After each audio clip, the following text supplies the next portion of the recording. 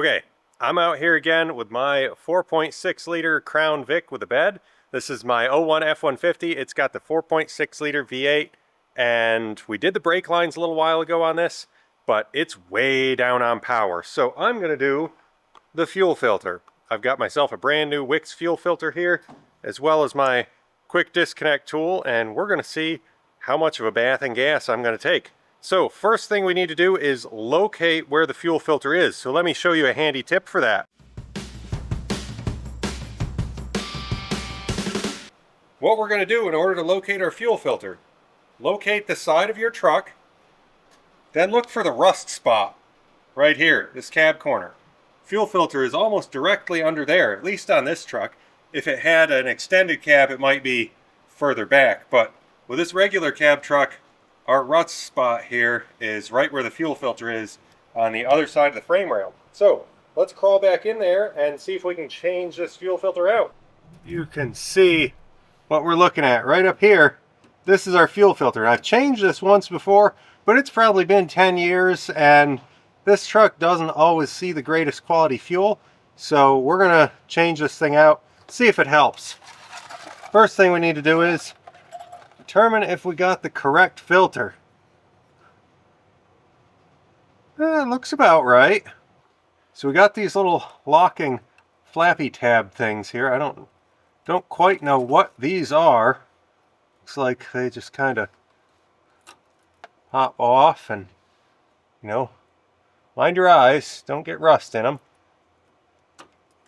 Okay, got those locking doohickeys off.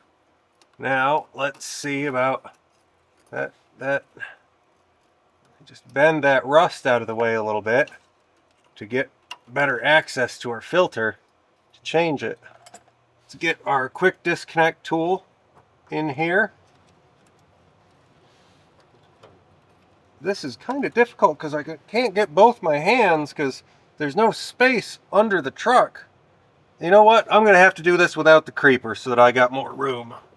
How much gas are we going to lose? I think we're making progress. I think we're past the lock. Yep. All right. There we go. There's one side loosed. Let's just tuck that up around that brake line for the time being while we get this other side disconnected.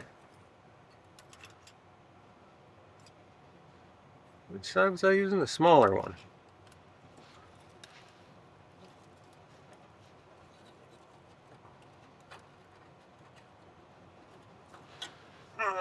Can't see what's going on in here.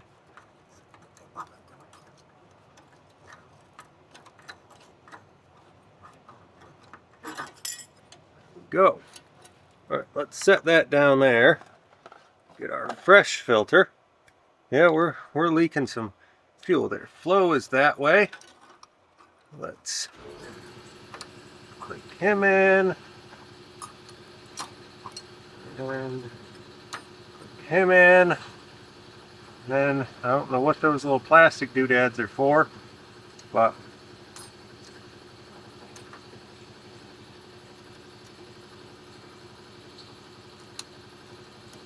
there we have it. Bend that rust tab back up there if it'll go, which it won't, so scoot ourselves right on back out of here. Alright, let's just see, because we know that this fuel filter flows from this side to this side. Let's just see if it'll flow freely. Oh, I guess I have to take this one off. Well, that looks like it was flowing pretty good. See if it'll flow back the other way any faster. Oh no, you know, that's pretty restricted.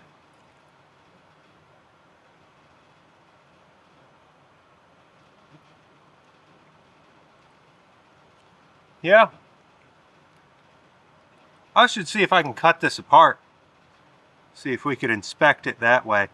That'd be kind of neat. All right, let's have a look inside of this thing. Look at how much that filter media is crushed in. This thing was plugged up. At least it didn't separate from the inside though. Like the filter media is still attached, so it wasn't like bypassing, but that's pretty dirty. And there's like, oh, look at, like, there's like silt down in there. Yeah, this filter was definitely clogged.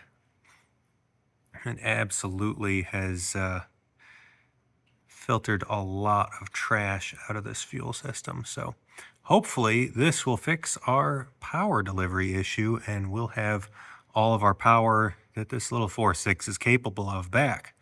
After a test drive, it seems like that solved our low power issue, but it does make me wonder, isn't there some sort of thing that, would detect the fuel pressure being low, or that the oxygen sensors, that the mixture was getting lean? Shouldn't there be something on a computer controlled engine? I mean, I guess this isn't the most modern and, you know, fancy engine like that, but it does seem like it should have realized that something was going on with the fuel filter being that plugged. So I don't know, but regardless, the F-150 is back to running like it should be. We can continue working this thing until something major fails. So that's all for today on this. Thanks for watching.